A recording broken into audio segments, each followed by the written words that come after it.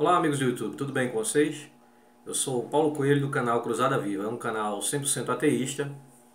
Quero deixar aqui um forte abraço para meus amigos ateus, céticos, agnósticos, livres pensadores e ufólogos também.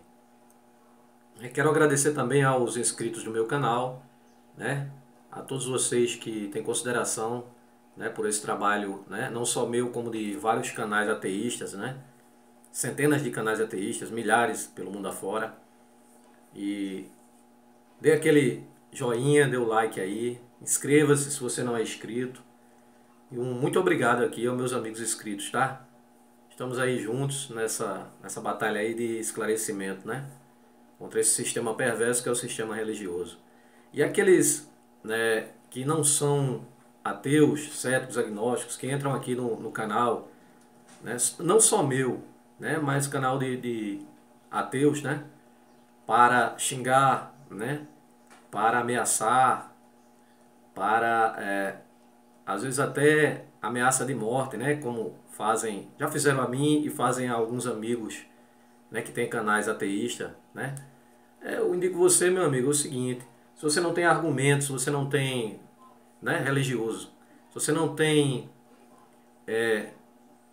argumentos para debater, então saia do canal, procure um tipo de canal religioso que lhe agrade, tá? Porque aqui é um canal ateísta e se você não tem, aqui nós combatemos não com violência, mas com raciocínio, com racionalidade, né?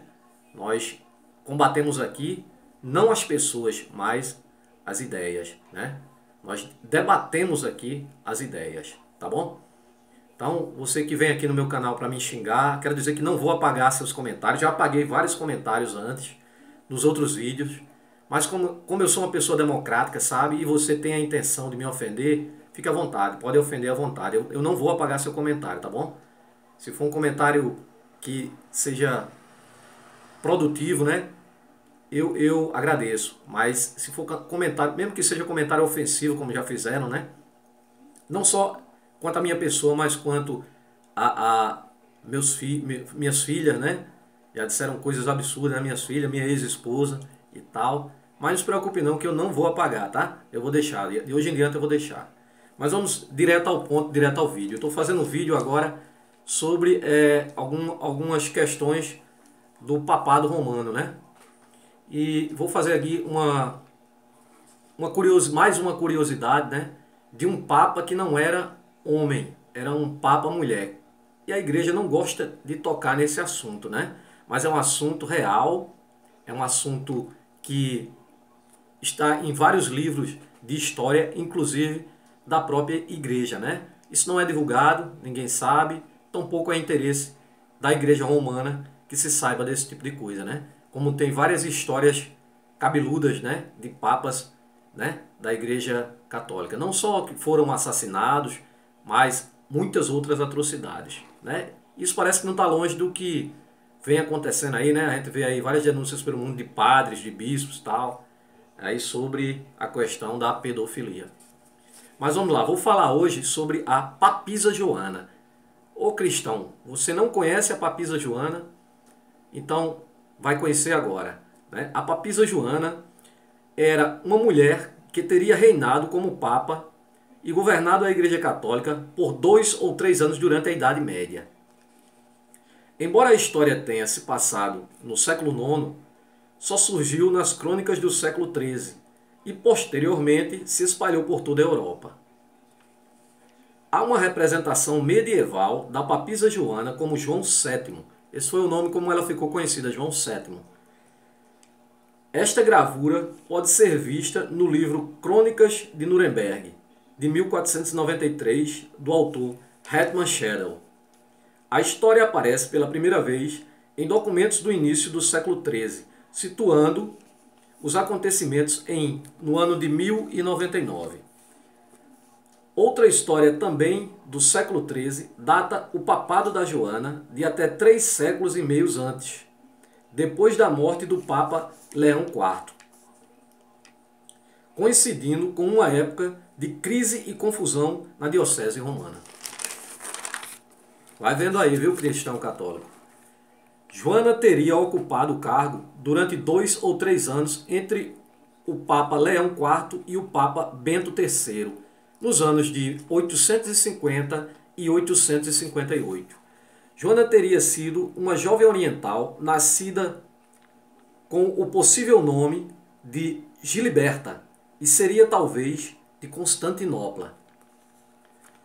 Joana se fez passar por homem para escapar à proibição de estudar imposta às mulheres. Então as mulheres eram proibidas de estudar, então para ela poder estudar, se disfarçou de homem.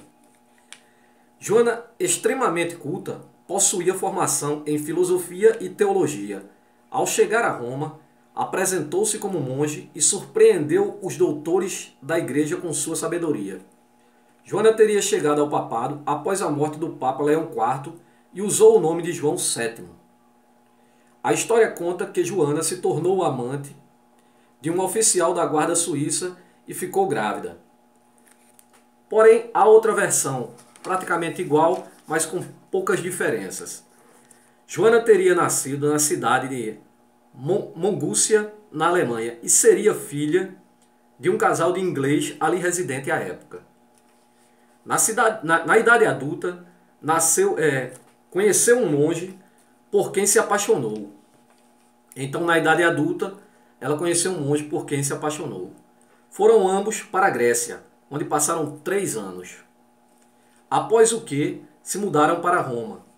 Para evitar o escândalo que a relação poderia causar, por conta da religião, do monge, Joana decidiu se vestir com roupas masculinas, passando-se assim por monge, com o nome de Joanes Angélicos, e teria então ingressado no mosteiro de São Martinho. Joana então conseguiu ser nomeada cardeal, ficando conhecida como João. Segundo as fontes, João, em virtude, há que se diga aqui de dizer que ela se disfarçou de monge para estar próximo exatamente do amor dela, do amante dela, que era o monge, Então ela se passou por homem, por monge, e frequentou o mosteiro junto com o amor dela. Joana então conseguiu nomear cardeal, como eu falei, ficando assim conhecida como João. Segundo as fontes, João, em virtude de sua notável inteligência, foi eleito Papa por unanimidade. Após a morte de Leão IV, veja aí que a história aqui se batem, Leão IV, após a morte de Leão IV, ocorrida no dia 17 de julho de 1855. Inclusive a data bate também. Apesar de Joana ter facilmente escondido sua gravidez devido às vestes folgadas dos papas, acabou por ser acometida pelas dores do parto em meio a uma procissão. Veja que escândalo, Em meio a uma procissão. Numa rua estreita entre o Coliseu de Roma e a igreja de São Clemente. E Joana deu à luz perante a multidão. A multidão reagiu com muita indignação por considerar que o trono de São Pedro havia sido profanado. E o então Papa João VII, ou Joana, teria sido amarrada num cavalo e apedrejada até a morte. Aqui há outra versão da morte também. Neste trajeto, tempos depois, foi posta numa estátua uma donzela com uma criança no colo com a inscrição. Aqui o que a própria igreja confirma a existência dela, porque construiu uma estátua com uma donzela no colo e esta inscrição: Pars Pater Patrum Papis Partum, que na tradução do latim para o português, o mais próximo que eu consegui foi: Pai, perdoa de criar papisa, traído. O que confirmaria toda a história, A própria igreja colocou uma estátua, em homenagem à papisa. Noutro relato, Joana teria morrido devido a complicações do parto, enquanto os cardeais se ajoelhavam e clamavam: milagre, milagre, querendo enganar o povo que um homem deu à luz, Provavelmente. A história foi publicada pela primeira vez no século XIII pelo escritor Estevão de Bourbon, frade dominicano e historiador. E também em 1886 voltou a ser difundida pelo escritor grego Emanuel Rhodes no romance A Papisa Joana, e depois traduzida para inglês em 1939 pelo escritor Lawrence Durrell. E aqui uma inscrição do Papa Leão IV. O Papa Leão IV morreu nas calendas de agosto e foi sucedido por Joana, uma mulher que reinou durante 2 anos, 5 meses e 4 dias como Papa João VII. Essa aqui é só uma história de um dos papas dos 265, contando com o que está hoje, né? Vou contar histórias de outros papas, histórias absurdas, né? Que vocês vão ficar muito impressionados. Um forte abraço a todos e até o próximo vídeo.